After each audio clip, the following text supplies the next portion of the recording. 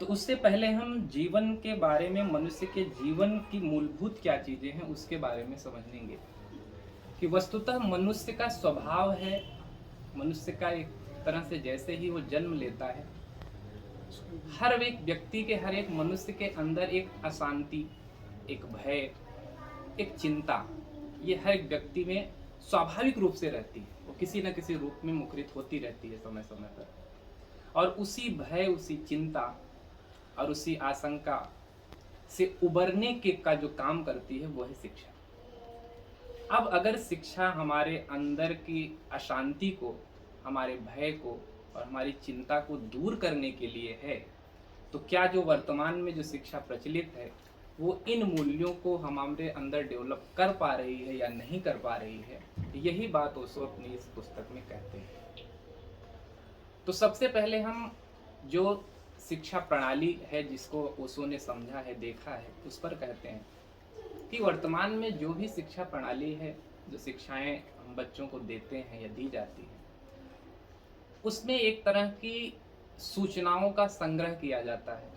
बहुत सारी इंफॉर्मेशन हमारे दिमाग में भरी जाती है और जब हम अपनी किसी पुरानी पीढ़ी की पुरानी विचारधाराओं की और पुरानी धारणाओं को अपने आने वाले बच्चों में भरते हैं तो एक तरह से उसके चित्त को, उसके मन को हम बोझिल करते हैं। और कभी भी एक बोझिल चित्त, बोझिल मन कभी भी कोई सृजनात्मक कार्य नहीं कर सकता है।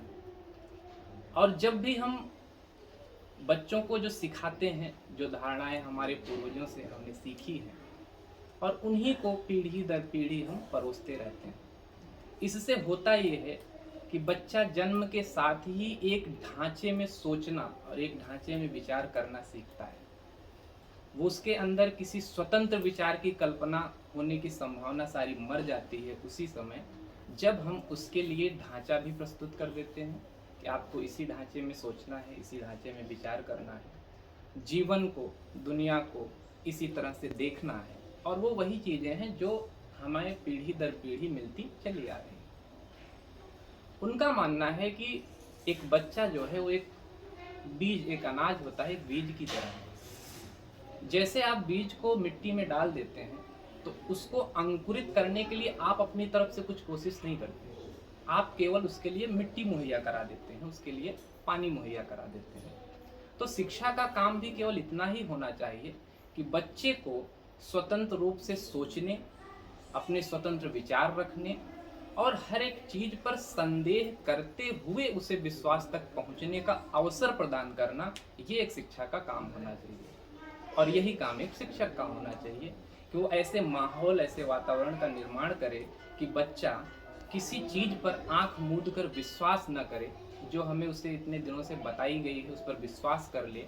ऐसा नहीं होना चाहिए, बल्कि वो उस विश्वास तक पहुंचने के लिए पहला स्टेप, पहला कदम उसका होना चाहिए संदेह। जब हम संदेह से होते हुए विश्वास तक पहुंचते हैं तो वो जो विश्वास है वो हमारा व्यक्तिगत अनुभव होता है, वो आस्था, वो श्रद्धा हमारी व्यक्तिगत होती है और उसी में जो है हमारे जीवन की, हमारे शिक्षा की सार्थकता है। जब तक हम इस पूरी शिक्षा प्रणाली को इस लायक नहीं बनाएंगे कि बच्चा जो है स्वतंत्र विचार करे, वो किन्हीं धारणाओं से, किन्हीं विचारधाराओं के वशीभूत होकर न सोचे, बल्कि वो हर एक विचारधारा पर, हर एक राय पर, हर एक घटना पर अपने स्वतंत्र और मौलिक विचार रख सके। और वो मौलिक विचार कैसे आएगा? जब जैसे हमने किसी बच्चे को बता दिया कि ये सही है, ये करना गलत है, ये करना सही है, और वो हम उसको छोटे से ही उसी तरह से बताते आ रहे हैं, डूज एंड डोंट्स, तो वो बच्चा कभी भी ये बात समझ ही नहीं पाएगा कि ये क्यों नहीं करना चाहिए और ये क्यों करना चाहिए। और शिक्षा का यही अर्थ है कि वो क्यों नहीं करना है और क्यों करना है, ये बच्चे के मन से स्वतः जागृत होना चाहिए कि क्यों करना है और क्यों नहीं करना है। उसके लिए जब एजुकेशन ऐसी होगी कि उसके अंदर जो है विचार करने की क्षमता विकसित करेगी, उसके अंदर जो है सोचने की, प्रश्न करने की क्षमता विकसित करेगी, उसके अंदर संदेह करने की क्षमता विकसित करेगी, यह तभी संभव है। और जब तक ऐसा नहीं है तब तक ये संभव नहीं है। फिर आते हैं कि आखिर शिक्षा जो है इतने दिन से जो दी जा रही है, उसमें शिक्षक का कितना रोल है और उसका शिक्षक कहाँ तक जिम्मेदार है। क्योंकि शिक्षक जो है वो समाज की धारणाओं, समाज की जो भी परंपराएं हैं, समाज द्वारा जो दिया गया ज्ञान है, उसी को पीढ़ी दर पीढ़ी वो अगली पीढ़ी में ट्रांसफर करता है। एक तरह से वो उपकरण है। टीचर समाज का ही उपकरण है। समाज जो अपने बच्चों में देखना चाहता है, जो उससे करवाना चाहता है, वही वो टीचर के माध्यम से बच्चों में भरता है। ऐसे में जो है शिक्षक की सबसे बड़ी जिम्मेदारी ये हो जाती है कि शिक्षक जो है, यदि वो बच्चे का वास्तव में भला चाहता है, तो समाज द्वारा थोपी गई धारणाओं को, समाज द्वारा थोपी गई परंपराओं को, विचारधाराओं को उसमें नहीं भरेगा, बल्कि बच्चे को इस लायक बनाएगा उन विचारों, उन धारणाओं के प्रति वो संदेह करना सीखे। और संदेह के बाद अगर उसे लगता है कि ये चीज़ सही है तो उसको सही मानेगा, अदरवाइज वो नहीं मानेगा। लेकिन ऐसे में भी शिक्षक के ऊपर विडंबना ये है, शिक्षक भी चूंकि उसी शिक्षा पद्धति का शिकार है, उसको भी वही चीजें सिखाई गई हैं, वही धारणाएं उसके अंदर भरी गई हैं, तो वही वो ट्रांसफर करता है। ऐसे में शिक्षक का रोल सबसे अहम हो जाता है, और ये तभी वो कर सकता है जब वो खुद सजग हो, खुद सचेत हो, अवेयर हो हर चीज़ों के प्रति। और सबसे बड़ी बात, उसके अंदर एक विद्रोह की भावना। जब तक वो विद्रोही मन नहीं है उसका, तब तक वो वही सिखाएगा जो उसको सिखाया गया, या जो समाज चाहता है कि हमारा बच्चा ऐसा ही बने, तो वो बच्चे को वैसा ही बनाता है। मसलन ऐसे समझ लीजिए, जब एक बच्चा एक किसी हिंदू घर में पैदा होता है या एक मुसलमान घर में पैदा होता है, तो वो पिता जो है अपने बच्चे को हिंदू बनाना चाहता है।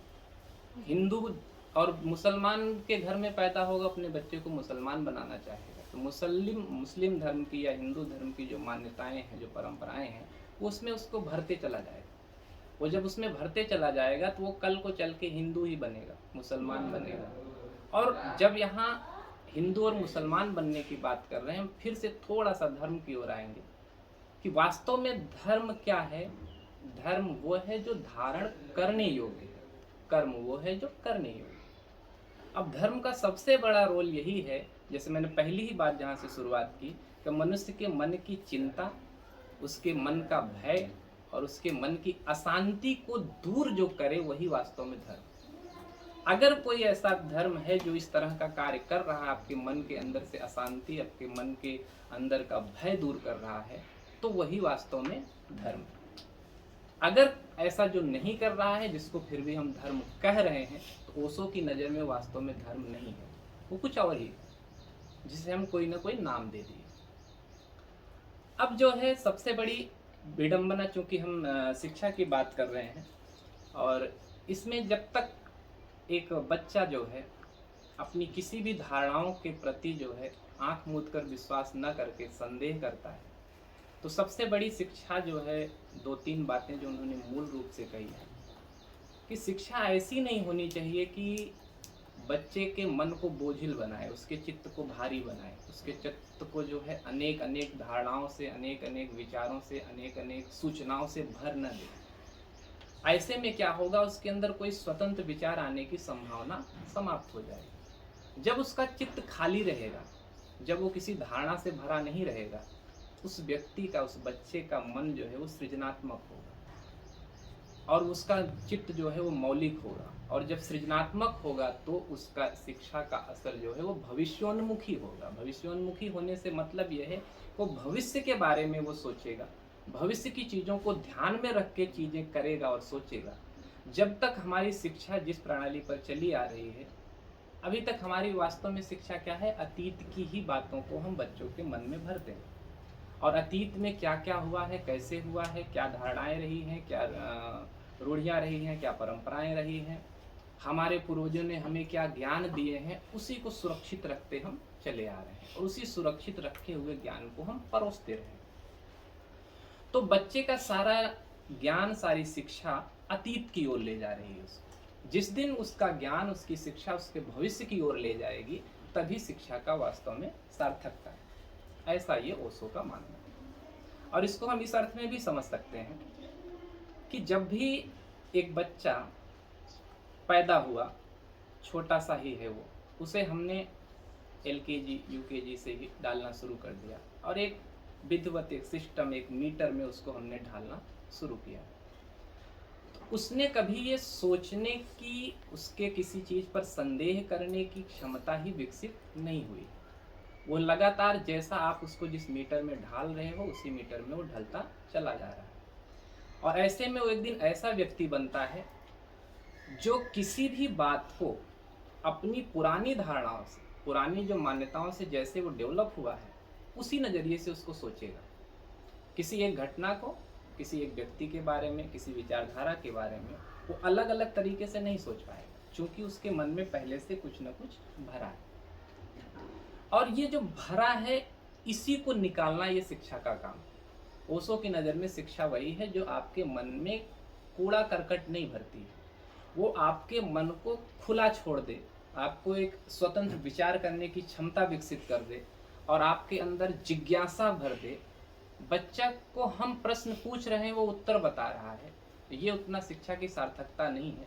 हम ये माहौल क्रिएट करें, बच्चे में ये जिज्ञासा पैदा करें कि बच्चा खुद प्रश्न करना शुरू करे, अलग अलग चीज़ों को अलग अलग तरीके से अलग अलग आयाम में सोचे और अलग अलग आयाम में प्रश्न करे और उन प्रश्नों का जब उसको वाजिब जवाब भी ढूंढे, जब वो खुद उन प्रश्नों का जवाब ढूंढेगा, खुद वो विचार करेगा, तब वो जिस राय पर पहुंचेगा, जिस चीज़ पर उसका विश्वास जो है बनेगा, वो बहुत ही स्थायी होगा और उसके लिए बहुत ही उचित होगा और वही शिक्षा का वास्तव में सार्थकता।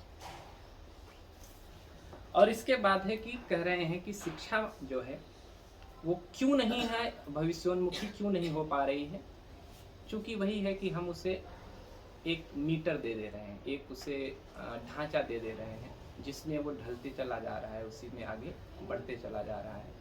जब तक उससे वो टूट कर नहीं सोचेगा, उससे अलग नहीं सोचेगा, तो उसी ढर्रे में, उसी जो है ढांचे में वो चलता चला जाएगा। एक और जगह जो है इसी किताब में वो जिक्र करते हैं कि एक जो है विज्ञान और धर्म, विज्ञान क्या है और धर्म क्या है। उसमें ओशो एक कहानी से शुरुआत करते हैं कि एक गांव में एक महिला है, एक बूढ़ी महिला है, अकेली रहती है झोपड़ी में अपने, और गांव में बहुत सारे लोग रहते हैं। उसकी झोपड़ी गांव से थोड़ा सा दूर है। और रात में बहुत ज़ोर ज़ोर से चिल्लाती है कि आग लगी है, मेरे घर में आग लगी है। सारे लोग पानी बाल्टी भर के दौड़े दौड़े आते हैं। तो देखते हैं कि बुढ़िया के झोपड़ी में बिल्कुल अंधेरा है। तो लोग किसी तरह दरवाज़ा खोलकर अंदर घुसते हैं, पूछते हैं कि कहाँ आग लगी है, यहाँ तो कुछ भी नहीं है, एक प्रकाश तक भी नहीं, और तुम बोल रहे हो कि आग लगी है। तो हंसती है, बोलती है कि आग जहाँ लगी है वहाँ आप लोग देख नहीं पा रहे हो, आग मेरे अंदर लगी है और मैं अंदर से जल रही हूँ, वो आपको नहीं दिख रहा है। तो आप जो आग बुझाने आए हो वो आग तो है ही नहीं, आग तो हमारे मन के अंदर है, और वो मन के अंदर की आग बाहर के बाल्टी के पानी से नहीं बुझने वाली। तो वो जो बाहर बाल्टी का पानी है वो विज्ञान है। अगर आग बाहर लगी होती तो वो बाल्टी से भरी पानी से हम आग बुझा सकते थे, लेकिन अगर आग अंदर लगी है तो वो बाहर की पानी की बाल्टी से आग बुझने वाली नहीं है। तो विज्ञान जो है वो उस पानी, उस बाल्टी के पानी के जैसा है, और अंदर की आग जो है वही हमारे एक तरह से आत्मा, और जो धर्म है वही धर्म ये है कि हमारे अंदर जो आग लगी है उसको बुझाने का काम धर्म ही करेगा, उसको बुझाने का काम जो है विज्ञान नहीं कर सकता। और ऐसा क्यों कह रहे हैं? क्योंकि कई बार ये विमर्श बीच में चलता रहा है कि धर्म जरूरी है या विज्ञान जरूरी है। कभी कभी धर्म और विज्ञान को एक दूसरे के आमने सामने खड़ा कर दिया जाता है। तो उनका ये कहना है कि धर्म अगर वास्तव में धर्म है तो विज्ञान का विरोध करेगा ही नहीं कभी। थोड़ी देर के लिए विज्ञान धर्म का विरोध कर सकता है। अगर कोई ऐसा धर्म है जो विज्ञान का विरोध कर रहा है तो फिर वो धर्म नहीं, क्योंकि विज्ञान हमें सुविधाएं देता है, हमें सुख सुविधाएं प्रदान करता है। लेकिन जो पहले मैंने जिस बात से शुरुआत की थी, मैं फिर वही कोट करूंगा, चूंकि जीवन का उद्देश्य, धर्म का उद्देश्य, शिक्षा का उद्देश्य मन की अशांति, मन के भय और मन की चिंता को दूर करना है, तो मन की चिंता, मन का भय, मन की अशांति विज्ञान की सुख सुविधाओं से नहीं दूर की जा सकती। इसको हम ऐसे भी समझें, अगर बाहरी सुख सुविधाओं से मन का भय, मन की चिंता, मन की अशांति दूर होती तो राजकुमार सिद्धार्थ कभी गौतम बुद्ध नहीं बनता। उसे किसी भी तरह की कमी नहीं थी भौतिक सुख सुविधाओं की। राजकुमार थे, कभी उन्होंने बाहरी दुख देखा भी नहीं था। फिर भी उनका दुख जो था वो कौन सा था? आंतरिक दुख था। वो वही बुढ़िया की आंतरिक आग थी, बाहर कुछ नहीं था। वो जो आंतरिक आग है, आंतरिक समझ है, जिस दिन जिस व्यक्ति को जिस शिक्षा के द्वारा या जिस धर्म के द्वारा उसके अंदर की शांति, अंदर की चिंता, अंदर का भय दूर होने लगे तो समझो वही सार्थक धर्म है और वही सार्थक शिक्षा है। धर्म के लिए फिर वो एक बात कहते हैं कि जो भी जिसको हम धर्म समझते हैं, अभी तक जिसको हम धर्म समझते आ रहे हैं, उनको वो सो वास्तव में धर्म नहीं मानते। क्योंकि उसके लिए भी उन्होंने एक कहानी गढ़ी कि एक बार जो है एक फकीर था और उसे एक स्वप्न आया। फकीर को एक रात स्वप्न आया, उसे सपने में परमात्मा दिखे और उसने देखा कि परमात्मा जो है बहुत ही अकेले हैं, नितांत अकेले। तो वो फिर परमात्मा से पूछता है कि मुझे तो लग रहा था कि मैं ही अकेला हूँ, आप भी अकेले हो। तो उन्होंने बोला मैं तो सदा से ही अकेला हूँ, मेरे साथ तो कोई नहीं है। बोले नहीं, आपके साथ तो पूरी, आप दुनिया में चले जाओ, सारे लोग आपकी पूजा करते हैं, सारे लोग आपके साथ हैं, सारे लोग आपकी ही जाप करते रहते हैं। तो परमात्मा उससे कहते हैं कि दरअसल वो मेरे साथ नहीं है, वो या तो कृष्ण के साथ हैं, या राम के साथ हैं, या महावीर के साथ हैं, या बुद्ध के साथ हैं, या ईसा के साथ हैं, या मोहम्मद साहब के साथ हैं, मेरे साथ तो है ही नहीं, मैं तो हमेशा से ही अकेला हूँ। तो उनका ये मानना है कि जब तक हम बच्चों को धार्मिक बनाते रहेंगे, यानी हम उसे हिंदू या मुसलमान बनाते रहेंगे, तो हम उसे वास्तव में धर्म की तरफ नहीं ले जा पाएंगे। और उसकी वही बात आई, फिर से वही कि चूंकि जब हम हिंदू बनाते हैं या मुसलमान बनाते हैं बच्चों को, तो अपनी ही धारणाओं को उस पर थोप देते हैं, अपनी ही सारी मान्यताओं को उस पर थोप देते हैं कि ऐसा करना तुम्हारा कर्तव्य है, तुम्हें ऐसे ही करना है, क्योंकि तुम इस धर्म में पैदा हुए हो, ये तुम्हारे अल्लाह हैं, ये तुम्हारे ईश्वर हैं, इन्होंने ये बातें इस किताब में कही। अब इसको हम ऐसे भी समझें, क्या मानव के इतिहास में पहले किताब आई थी या मनुष्य आया रहा होगा, या पहले धर्म आया होगा या पहले मनुष्य आया होगा? जाहिर सी बात है पहले मनुष्य आया है। पहले मनुष्य आया है, फिर उसने उस धर्म आया होगा, फिर एक किताब आई होगी, कोई उसका पैगंबर बना होगा। तो जब हम किताब तक सीमित हो जाते हैं, जब हम किसी पैगंबर तक सीमित हो जाते हैं, तो जाहिर सी बात है हम उस किताब, उस पैगंबर की कही बातों के आगे नहीं सोच पाते। और ओशो फिर यही कहते हैं कि जब तक आप गीता के आगे नहीं सोच सकते, जब तक आप कुरान के आगे नहीं सोच सकते, जब तक आप बाइबल के आगे नहीं सोच सकते, तब तक समझ लेना कि आपकी शिक्षा सार्थक नहीं है। कोई भी हिंदू बाप, कोई भी मुसलमान बाप, या फिर कोई भी क्रिश्चियन बाप अपने बच्चे से ये जरूर अपेक्षा करेगा कि उसका बच्चा उसके घर को एक तल से दो तल का बना दे। गांव में घर है तो किसी शहर में बना दे। इस मान लीजिए उसका भारत में घर है तो चाहेगा कि विदेश में भी एक आध दो घर है, और उससे वो खुश होगा। लेकिन वो बाप ये कभी नहीं चाहेगा कि उसने जो धारणाएं, उसने जो मान्यताएं धर्म की या अपने मान्यताओं की, परंपराओं की उसको दी है, उससे वो कभी भी बाहर निकले। वो कभी नहीं चाहेगा गीता से भी आगे कोई बात लिखी जाए। वो कभी नहीं चाहेगा कुरान पे भी कोई टीका टिप्पणी की जाए, उससे आगे की बात लिखी जाए, कभी नहीं चाहेगा। वो चाहेगा कि इसी कुरान में, इसी गीता में, इसी बाइबल में जो बातें कही गई हैं तुम इसी के तहत चलते रहो। और उसका सारा जो है विरोध इसी बात का है कि आप बच्चों को किसी किताब के कारण, किसी पैगंबर की बातों में बांधो मत। वो ऐसा भी नहीं कहते कि उनको नहीं मानने दो, उनको खुद से मानने दो। उस बच्चे को उन सारी चीजों पर संदेह करना सिखाओ। पहले आप बता रहे हो कि हम हिंदू हैं और ये हमारे भगवान हैं, इनको आपको मानना है, इन्हीं की पूजा करनी है, इन्हीं के जैसा बनने की कोशिश करनी है। तो वो बच्चा अगर पहले ही विश्वास कर लिया तो उसकी प्रक्रिया ही सीधी उल्टी हो गई। विश्वास बनने के लिए पहले संदेह से अगर वो शुरू करेगा, जैसे मैंने पहले भी कहा, जब वो संदेह करेगा उसके बाद संदेह करते करते जब वो वहाँ तक पहुँचेगा, उसकी जिज्ञासा बढ़ेगी, सवाल करेगा, उन सवालों के खुद से जवाब ढूंढेगा, उन सारे जवाबों के बाद जब वो संतुष्ट होगा और फिर जब वो विश्वास करेगा और उसमें आस्था रखेगा, तभी उसके लिए वो कारगर है। जैसे अगर हम बुद्ध की शिक्षा पर चलने की कोशिश करें और बुद्ध बन जाएं, संभव नहीं। बुद्ध बनने के लिए तो अंदर की आग को महसूस करना पड़ेगा। उस बच्चे ने तो अंदर की आग महसूस ही नहीं की। उसे तो हमने बता दिया कि ये आप तुम्हारा धर्म है, इसको ऐसे ही मानना है, और वो मानते चला आ रहा है। उसने कभी ये जान ही नहीं पाया कि वास्तव में हम क्या चीज अभी तक मानते चले आ रहे हैं। तो ओशो हमेशा यही बात करते हैं कि उधार का अनुभव काम नहीं आता। और उधार का अनुभव जब वो कहते हैं तो यही कहते हैं कि जो चीजें हमें बता दी गई है, जो हमें चीजें थोप दी गई है। अब इसके लिए मैं एक थोड़ा सा हिंदी में सूरदास की एक पद है, उन्होंने पहली लाइन में ये कहा है कि अविगत गति कछु कहत ना आवे, जो गूंगे मीठे फल को रस अंतर्गत ही भावे। धर्म और ईश्वर तो वो चीज है कि उसकी गति कुछ कहीं बताई नहीं जा सकती।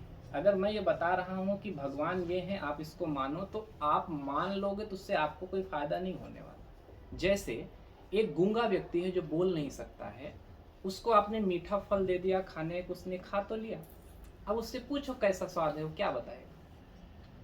तो ठीक वही स्थिति है धर्म के बारे में, ठीक वही स्थिति है ईश्वर के बारे में।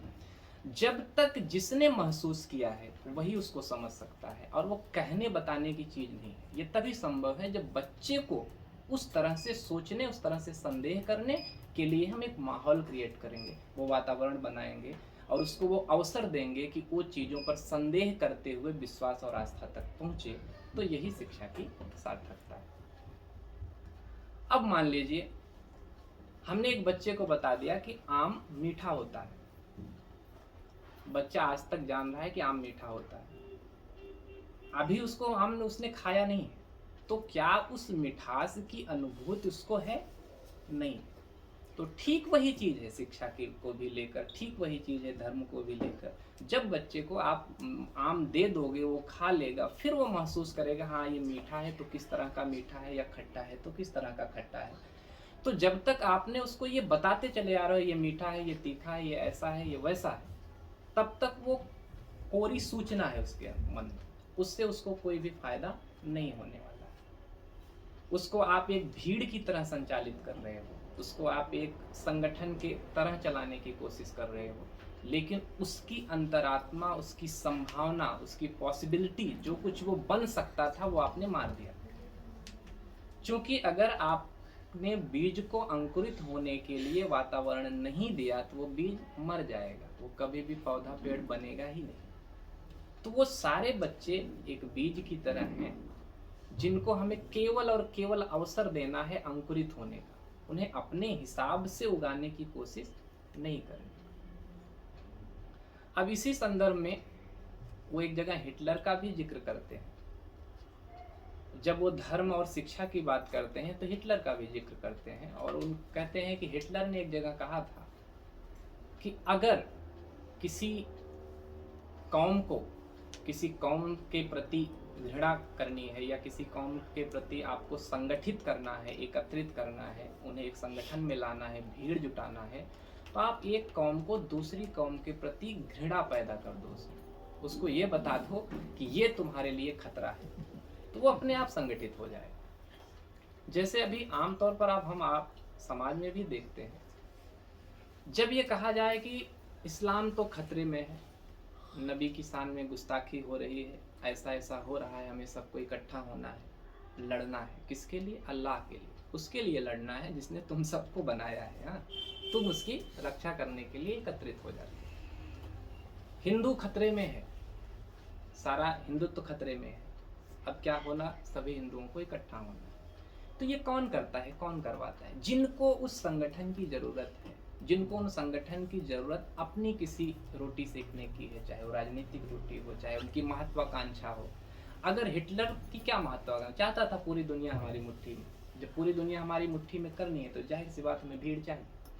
और भीड़ कैसे होगी? जब एक के प्रति घृणा कराओगे तो उसके अपोजिट में, उसके खिलाफ ही वो इकट्ठा होगा। और सबसे संगठित होने की सबसे बड़ा नियम, सबसे बड़ा रूल ही यही है कि आपके मन में डर हो। जब तक डर नहीं, आप कभी संगठित हो ही नहीं सकते। और वो डर क्रिएट किया जाएगा किस चीज से? चूंकि आपके मन में, फिर से मैं वहीं आता हूँ, चूंकि आपके मन में वो धारणाएं भरी गई, आप हिंदू हो, आप मुस्लिम हो, आप क्रिश्चियन हो, अभी आपका अस्तित्व खतरे में है, आपको लड़ना पड़ेगा, तब आप संगठित हो जाओगे। और जब आप संगठित हो जाओगे तो आपका उपयोग कुछ ऐसे लोग अपनी महत्वाकांक्षा के लिए करें। जबकि धर्म जो है, क्या वो कोई संगठन का चीज है, कोई भीड़ की चीज है? आप एक भीड़ में इकट्ठे हो गए, एक संगठन में शामिल हो गए तो आप धार्मिक हो गए। धर्म तो एक्चुअली बहुत ही वैयक्तिक है, बहुत ही पर्सनल है, उससे ज्यादा पर्सनल कुछ हो ही नहीं सकता। तो जब जो चीज इतनी पर्सनल है कि वो केवल और केवल आप ही समझ सकते हो, जैसे वो बुढ़िया के मन की आग सारे तो नहीं देख पाए ना, उसको ही दिख रहा है। अब सारे लोग बुढ़िया के मन की आग बुझाने के लिए इकट्ठे तो हो गए, क्या बुझा पाए? क्या? वो तो जली रही है अंदर ही अंदर। तो जो चीज एकदम से वैयक्तिक है, एकदम से पर्सनल है, उसको जब हम मानने लगते हैं वो भीड़ की चीज है, संगठन की चीज है, तो हम कुछ ऐसे लोगों के हाथ की कठपुतली बन जाते हैं जो अपनी महत्वाकांक्षा के लिए, अपनी स्वार्थ सिद्धि के लिए हमको इकट्ठा करते हैं, लड़ाते हैं। और धर्म और शिक्षा अगर घृणा पैदा कर रही है किसी व्यक्ति से व्यक्ति के प्रति, किसी कौम से कौम के प्रति, किसी राष्ट्र के दूसरे राष्ट्र से प्रति, तो वो न तो धर्म है न वो शिक्षा। और उसे इसी बात पर बार बार बल देते हैं कि हमेशा जो है कुछ ऐसे लोग कुछ अपनी महत्वाकांक्षा के लिए राष्ट्र का निर्माण करते हैं, आपके अंदर राष्ट्रीयता की भावना भी पैदा करेंगे, आपके लिए धार्मिक भावना पैदा करेंगे। जब एक राष्ट्र दूसरे राष्ट्र के प्रति घृणा करेगा तभी उस राष्ट्र के सारे लोग उससे लड़ने के लिए तैयार होंगे। जब तक आपके मन में घृणा नहीं, आप लड़ने के लिए तैयार नहीं हो सकते। तो सारा जो बीज बोया जा रहा है वो किसके माध्यम से? शिक्षा के माध्यम से। इसीलिए ये सारी बातें वो कह रहे हैं कि शिक्षा ही एक ऐसा मूल मंत्र है जिससे व्यक्ति अपने मन की अशांति, मन के भय को दूर करेगा, लेकिन उसकी पद्धति सही होनी चाहिए। जब तक उसकी पद्धति जो है गलत है, और गलत होने से मतलब वही है कि हम जो है बच्चों को बस केवल सिखाते जा रहे हैं, केवल बताते जा रहे हैं, उन्हें जो है खुद से सीखने, खुद से सवाल करने, खुद से संदेह करने और एक स्वतंत्र विचार करने की शक्ति नहीं पैदा कर पा रहे हैं, तब तक शिक्षा की कोई सार्थकता नहीं है। अब जो है फिर से मैं शिक्षक के रोल पर आता हूं कि क्या शिक्षक का रोल जो है आज के ज़माने में रहा हो या पहले के ज़माने में रहा हो। अगर हम थोड़ा सा बहुत पहले जाएंगे तो जब गुरु हुआ करते थे, जब कोई ऐसी एकेडमिक शिक्षा नहीं होती थी, तो उस समय छात्रों को एक तरह से ज्ञान दिया जाता था, सूचनाएं नहीं दी जाती, उनको ज्ञान दिया जाता था। और उसके लिए एक छोटी सी कहानी बताते हैं कि एक गुरु जी थे, उनके गुरुकुल में 3 विद्यार्थी पढ़ रहे थे, तीनों की शिक्षा पूरी हो गई। गुरु ने बोला कि अब आप जा सकते हो, अपने अपने घर जाओ। तीनों निकले और तीनों जैसे ही निकले एक जगह पर देखते हैं कि रास्ते में जो है कुछ कांटे और कुछ पत्थर पड़े हुए हैं।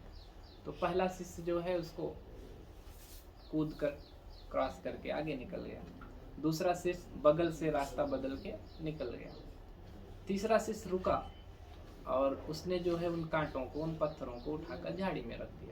तो बाकी लोग पूछते हैं, अरे हमें जल्दी निकलना है, जंगल को जल्दी से जल्दी पार करना है, तुम ये क्या कर रहे हो, यहाँ समय क्यों व्यर्थ कर रहे हो? तो बोल रहा है कि अभी रात हो जाएगी, इसीलिए तो मैं ये कर रहा हूँ, क्योंकि अभी दिन है, हमने देख लिया कि कांटे हैं, पत्थर हैं, हम तो बच गए। अगर मान लीजिए जब अंधेरा हो जाएगा, कोई यात्री आएगा, उसको नहीं दिखेगा, उसके पैर में कांटे चुभेंगे, पत्थर लगेंगे, मैं इसीलिए इसको अलग कर रहा हूँ। फिर जो है गुरुजी वहां पहुंचते हैं और बोलते हैं कि तुम दोनों की अभी शिक्षा पूरी नहीं हुई, तुम लोग फिर से चलो गुरुकुल। और दूसरे वाले को, पहले वाले को, तीसरे को जिसने वो हटाया था, बोले कि तुम्हारी शिक्षा वास्तव में पूर्ण हो गई है, तुम अब यहाँ से जा सकते हो। उन दोनों को फिर से लेके तो फिर उसी बात पर आ रहे हैं कि शिक्षा का वास्तव में अर्थ क्या है। उन्होंने भेजा, अब उनमें क्या है कि जल्दी से जल्दी हमें आगे पहुंचना है, जल्दी से जल्दी रास्ता क्रॉस करके हमें निकल जाना है यहाँ से। अब फिर से थोड़ी सी मैं बात करता हूँ कि एजुकेशन सिस्टम पर, कि जो आज का एजुकेशन सिस्टम है वो हमारे मन में एक तरह से प्रतियोगिता पैदा करता है, एक तरह से प्रतिस्पर्धा पैदा करता है। छोटा सा बच्चा है, हम उसको सिखाते तो है नैतिकता की बात कि सत्य बोलो, ईमानदार रहो, झूठ मत बोलो, अच्छा व्यवहार करो, किसी के मन साथ दुर्भावना मत रखो। लेकिन उसे साथ साथ हम ये भी सिखाते हैं कि ये कंपटीशन का युग है, आगे बढ़ो, कैसे भी आगे बढ़ो, नंबर 1 ही आना है। तो जब नंबर 1 आना है और दूसरे को पीछे धकेल कर आना है, तो मन में दुर्भावना का आना, मन में बेईमानी का आना, वो जाहिर सी बात है, वो है, बिना उसके वो संभव ही नहीं। और इसके सबसे प्रबल कारण ये है कि हम जो पदों को लेकर बड़े गौरवान्वित महसूस करते हैं कि हमारा बेटा इस पद पर है या हमारा बेटा जो है इस पद पर है, तो जब तक हम पदों को गरिमा देंगे तब तक ये मानवीय मूल्य निर्मित नहीं हो सकते। भले ही हम सिखाते रहें, हम सिखाते हैं बच्चों को कि ईमानदार रहो, अच्छा बोलो, सबके साथ अच्छी भावना रखो, लेकिन हमको माहौल, हम उनको क्या दे रहे हैं? कंपटीशन का। हम उनको माहौल दे रहे हैं एक को कुचल कर आगे बढ़ने का, तभी तुम सफल हो, अदरवाइज तुम सफल ही नहीं। शिक्षा भी एक तरह का वो भय पैदा कर रही है सफलता का, अगर तुम सफल नहीं हुए तो तुम बेकार हो। अब सफलता और असफलता का पैमाना भी क्या है? कोई पद प्राप्त कर लेना या फिर अधिक धन संचय कर लेना। अगर ये पैमाना है तो फिर आप ये अपेक्षा बच्चों से छोड़ दो कि वो मानवीय मूल्यों को जिएगा, वो ईमानदार बनेगा, वो अच्छाई के रास्ते पर चलेगा, वो सत्य बोलेगा, फिर ये सब निर्मूल है, वो संभव ही नहीं है, क्योंकि दोनों एक दूसरे के बिल्कुल विरोधी बात है। बच्चा जब तक ये सोचेगा मुझे चपरासी, अगर आप चपरासी है, एक कोई बॉस है, चपरासी को अगर हे दृष्टि से देखा जाएगा तो कोई भी बच्चा चपरासी नहीं बनना चाहेगा। अगर मान लीजिए वो चपरासी भी है जो, तो वो कोशिश करेगा किसी न किसी तरह मैं भी थोड़ा सा ऊपर जाऊं, और जब ऊपर जाने की कोशिश करेगा तो जाहिर सी बात है वो बहुत सारी अनैतिक चीजें करके ऊपर पहुंचने की कोशिश करेगा, बहुत सारी गलतियां, बहुत सारे वही चीज करेगा जो हम उसको सिखा रहे हैं कि नहीं करना। तो जब वो गलत चीजें करते हुए वहां पहुंचेगा, और उससे भी बड़ी विडंबना ये है कि अगर किसी व्यक्ति ने कोई पद प्राप्त कर लिया, फिर उसने वो पद कैसे प्राप्त किया, कैसे कैसे करके किया, क्या क्या उसने अनैतिकता की है, क्या क्या उसने बेईमानी की है, ये कोई नहीं देखता। हम पद को ही देखते हैं। अब उसके लिए भी वो एक कोट करते हैं एक बात कि कोई शिक्षक थे जो राष्ट्रपति बन गए, जाहिर सी बात है, राधा कृष्णन की बात कर रहे हैं, तो उनके लिए एक सम्मेलन किया गया, उनके स्वागत, उनका मतलब सम्मानित करने के लिए शिक्षक जो है वो राष्ट्रपति बन गया। तो ये बड़ी बात हुई कि शिक्षक राष्ट्रपति बन गया। तो उन्होंने कहा कि जब आप एक शिक्षक के राष्ट्रपति बनने पर खुश हो रहे हो, सम्मानित हो रहे हो, तो क्या आप शिक्षक को सम्मानित कर रहे हो या उस राष्ट्रपति के पद को सम्मानित कर रहे हो? जाहिर सी बात है उस पद को सम्मानित कर रहे हो, चूंकि आपकी नजर में शिक्षक होने से बड़ा है राष्ट्रपति होने। अगर मजा तो वो है, अच्छी बात तो वो है कि कोई राष्ट्रपति रहे और वो पद छोड़े, बोले अरे नहीं इसमें कुछ नहीं रखा है, जो मजा जो है शिक्षक होने में वो कहीं नहीं है। अगर वो छोड़ के शिक्षक बन जाए तो समझो कि शिक्षक का सम्मान है, अदरवाइज फिर शिक्षक का कोई सम्मान नहीं। आप तो उस पद का सम्मान कर रहे हो, उस प्रतिष्ठा का सम्मान कर रहे हो, और यही एजुकेशन सिस्टम सिखा रहा है, इसीलिए हो रहा है। तो इसीलिए कह रहे हैं कि ये जो सिस्टम है, जो शिक्षा पद्धति है, प्रणाली, हमें यही सिखा रही है, प्रतिष्ठा प्राप्त करना, समाज में सम्मान प्राप्त करना। और समाज में सम्मान भी हम किसको देते हैं? पद वाले को देते हैं। कितना भी ईमानदार व्यक्ति हो, ईमानदारी से चल रहा है, और आज के ज़माने में जो ईमानदार है वो जाहिर सी बात है बहुत ऊपर पहुंचने की संभावना लगभग खत्म हो जाएगी। कोई बहुत ही किस्मत वाला हो, बात अलग है, और फिर हम सम्मान उसको दे रहे हैं। तो जिसको हम सम्मान दे रहे हैं, और अगर हम शिक्षा के माध्यम से सिखा रहे हैं कि हमें सम्मान अर्जित करना है समाज में, तो जाहिर सी बात है उस तथाकथित सम्मान को अर्जित करने के लिए वो बच्चा कुछ भी करेगा। फिर आप उससे अपेक्षा करना छोड़ दीजिए। आप कितना भी अपने बच्चे को सिखाते रहो, नहीं, झूठ नहीं बोलना है, सच्चाई के रास्ते पे चलना है, ईमानदार रहो, ये रहो, लेकिन कलेक्टर भी बनो, लेकिन जो है मंत्री भी बनो, प्रधानमंत्री भी बनो, तो फिर वो संभव है। और फिर एक बात वो कहते हैं कि इसी से सिलसिले में कि एक बार एक राजा थे, राजा ने एक फकीर से, एक संत से पूछा कि हमने सुना है कि लोग कहते हैं सोना बहुत गलत बात है, ज़्यादा नहीं सोना चाहिए, लेकिन मुझे नींद बहुत आती है, तो इसमें क्या मतलब, क्या मुझे क्या करना चाहिए? उन्होंने बोला कि सोना और जगना ये दोनों इम्पॉर्टेंट नहीं है, सोना बुरी बात है, लेकिन उनके लिए जो नेक लोग, जो अच्छे लोग, जो दुनिया को कुछ देने के लिए, दुनिया में कुछ अच्छा करना चाहते हैं, उनके लिए सोना बुरा है। क्योंकि वो जितना देर सो जाएगा उतना दुनिया का भला कम होगा, वो कुछ अच्छा कम कर पाएगा। और जो लोगों के मन में निगेटिविटी भरी है, जिन लोगों के मन में नकारात्मकता भरी है, उनके लिए सोना ज्यादा बेहतर है, क्योंकि दुनिया सुरक्षित रहेगी। अगर वो 24 घंटे काम करके बुरा ही कर रहा है, अच्छा है 24 घंटे सो जाए। और जो 1 घंटे भी जग रहा है और 23 घंटे सो रहा है और अच्छा काम कर रहा है, तो हम कोशिश करेंगे वो 24 घंटा जगा रहे, है ना। तो ये जो बात है, तो कह रहे हैं कि हमारे अंदर जो अच्छाई है, जो बुराई है, वो सब देन है शिक्षा की। और आज जो भी अशांति है, जो भी गड़बड़ी है, अगर पूरा मानव समाज दुखी है, त्रस्त है, अगर आप खुद अपने व्यक्तिगत अनुभव में अगर ये अनुभूति करें कि हम किसी न किसी कारण से अशांत हैं, किसी न किसी कारण से दुखी हैं, तो जाहिर सी बात है उसमें बहुत कुछ हाथ आपकी शिक्षा का है। क्योंकि हमने जो भी शिक्षा अर्जित की है, उसने हमें इस लायक नहीं बनाया कि हम इससे बाहर निकल पाए। और जब हमारी शिक्षा इस लायक होगी कि हम इन सारी चीज़ों से बाहर निकल पाएँ, तभी वो शिक्षा की सार्थकता होगी और तभी वो शिक्षा का कोई महत्व। पूरी किताब में जितना भी मैंने पढ़ा, वो सब कुछ मिला के उनके कहने का मतलब यही है, सबसे मूल है शिक्षा वही, संदेह से शुरू करें, स्वतंत्र विचार करना शुरू करें और प्रश्न करना शुरू करें, धारणाओं को मान न ले बल्कि उनको जानने की जिज्ञासा उसके अंदर भरी रहे। और ये सारी चीज़ें अगर बच्चों में हम डेवलप कर पाएँ, ऐसा माहौल क्रिएट कर पाएँ, ऐसा उनको अवसर दे पाएँ, वो बच्चे इस तरह के बने, तो उसी में एक शिक्षक की भी सार्थकता है, उसी में एक शिक्षा की भी सार्थकता है। अगर हम केवल कंपटीशन और केवल भौतिक सुख सुविधाओं को पाने के लिए एजुकेशन अगर दे रहे हैं, अगर हम किसी बच्चे को केवल डॉक्टर बनाने के लिए, केवल इंजीनियर बनाने के लिए, केवल कलेक्टर बनाने के लिए अगर शिक्षा दे रहे हैं, तो कलेक्टर तो बन जाएगा, डॉक्टर भी बन जाएगा, इंजीनियर भी बन जाएगा, लेकिन उसके मन की शांति शायद उसको न मिले।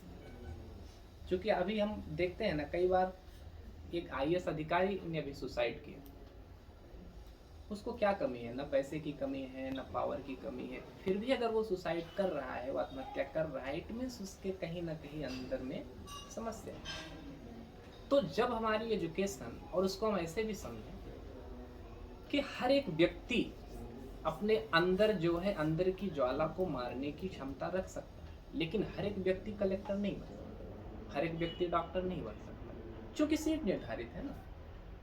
अगर 140 करोड़ लोग यहाँ रहते हैं, तो जाहिर सी बात है सारे लोग तो एक साथ IAS नहीं बन सकते, उम्र भी है, कुछ ही उम्र है, आपको 5, 7, 8 साल मिलते हैं, उसी में करना है। 100, 150, 200, 300 इतनी सीटें आती हैं, तो हर व्यक्ति IAS तो नहीं बन सकता, लेकिन हर व्यक्ति अपने मन की अशांति, अपने मन के भय, अपनी मन की चिंता को दूर करने का साधन जरूर खोज सकता है। और वही जो है शिक्षा का असली मूल्य है, वही जो है शिक्षक का असली मूल्य है। तो उनका यही मानना है, अभी मैं बात को अपनी लगभग खत्म करूंगा, कि जिस दिन हमारा एजुकेशन सिस्टम इस बात की ओर अग्रसरित हो जाएगा कि कैसे बच्चे के अंदर स्वतंत्र विचार करने की क्षमता विकसित की जाए, उसके अंदर संदेह करते हुए विश्वास और आस्था तक पहुंचना सिखाया जाए, कैसे बच्चे के अंदर जिज्ञासा पैदा की जाए, कैसे बच्चे की सोच को भविष्य की ओर उन्मुख किया जाए, न कि उसके अतीत की ओर, कि अतीत में क्या हुआ था, क्या नहीं हुआ था। क्योंकि हम न उसको बदल सकते हैं, न हम उसमें जाकर कुछ कर सकते हैं। हम जो भी कर सकते हैं आने वाले दिन में कर सकते हैं, आज में कर सकते हैं। तो जब हमारी एजुकेशन सिस्टम ऐसी होगी और शिक्षक भी ऐसे होंगे, क्योंकि शिक्षक के लिए भी सबसे बड़ी समस्या है, उसकी मजबूरी है, चाहे उसकी आर्थिक मजबूरी समझो, चाहे उसका डर समझो, वो चाहकर भी कुछ ऐसी शिक्षा बच्चों को नहीं दे सकता है। अभी मैं यहाँ आपके सामने बोल तो रहा हूँ, लेकिन यही बात जाके मैं बच्चों को शायद नहीं सिखा पाऊंगा। अभी मैं कल की बात बता रहा हूँ, हमारे 9th में एक एडमिशन हुआ, उनके पिताजी आए थे। अब ये बात से काफ़ी रिलेट कर रही इसलिए बता रहा हूँ, उनको नहीं पता था मैं टीचर हूँ, मैं बगल में बैठा था अपना, तो अपना बच्चों को समझा रहे थे कि देखो यहाँ पर मैं देख रहा हूँ, बहुत मराठी में बोल रहे थे, समझ तो आने लगी है, हिंदी में बता रहा हूँ।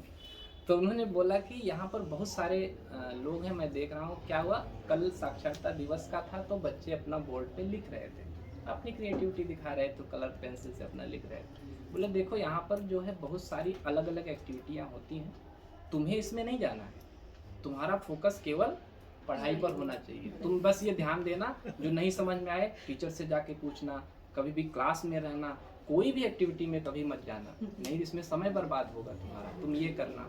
फिर उन्होंने एक उदाहरण दिया, उनके कोई रिलेटिव थे कि उन्होंने इतने दिन नवोदय में 2 साल पढ़ा था, 3 साल, इसके बाद फिर यहाँ पढ़े, फिर ये कोचिंग किया, फिर यहाँ गए, फिर वो आज वो यूपीएससी या एमपीएससी क्वालिफाई करके बैठे। अब ये क्या है, उसके मन में एक भय ही, डर ही तो बैठा रहे हैं ना, एक तरह से प्रेशर डाल रहे हैं।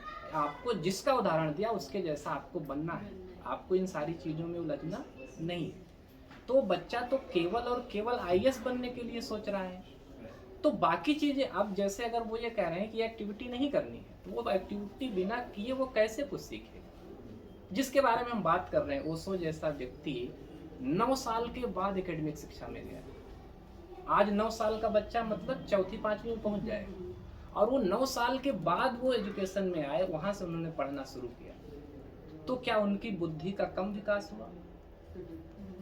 पूरी दुनिया पढ़ रही है, पूरी दुनिया उनको जान रही है।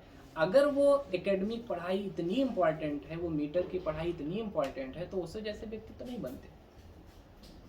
बुद्ध बने कौन सी पढ़ाई करके बने? क्या उन्होंने कोई एकेडमिक पढ़ाई की थी क्या? जब तक बच्चों को हम अलग अलग चीजें करने खुद से, मैं वहां उस पिता को गलत नहीं मान रहा हूँ, इसलिए चूंकि वो देख रहे हैं समाज में जो अच्छे पद पर है, अच्छे पोस्ट पर है, उसको लोग सम्मान दे रहे हैं, उसके पास पैसा है, तो उनकी भी मजबूरी है वो बच्चे से वही अपेक्षा करें। तो मैं वहाँ पिता को दोष नहीं दे रहा, ये भी एजुकेशन सिस्टम का दोष है, ये हम सब की सोच का दोष है कि हम किसी भी कोई छोटे पद पर काम करने वाले को हम निकृष्ट भाव से देखेंगे, बड़े पद पर काम करने वाले को बड़ा सम्मान देंगे। तो वो जो है लालसा, वो अभिलाषा हर बच्चे में होगी, और वही करने की वो कोशिश करेगा। ऐसे करते करते वो पा तो जाएगा, लेकिन फिर वही बात आती है, क्या वो मन के अंदर से उसको शांति मिली? क्या उसने अपने जीवन के भय से वो दूर हुआ? नहीं होगा। तो इसीलिए जब तक हमारा एजुकेशन सिस्टम, हमारी शिक्षा प्रणाली इस तरह के अवसर न बनाए,